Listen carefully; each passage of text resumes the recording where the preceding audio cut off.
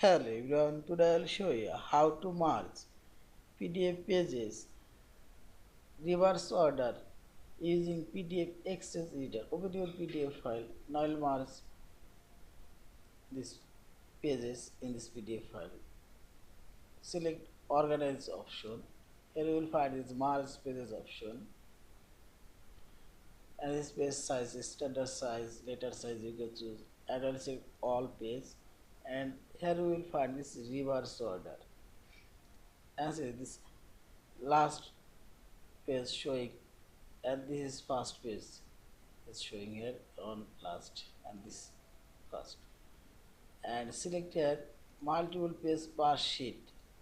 Here you can select custom page.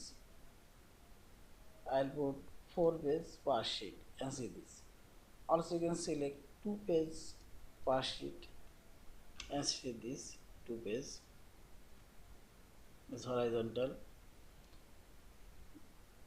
Now you can change horizontal reverse.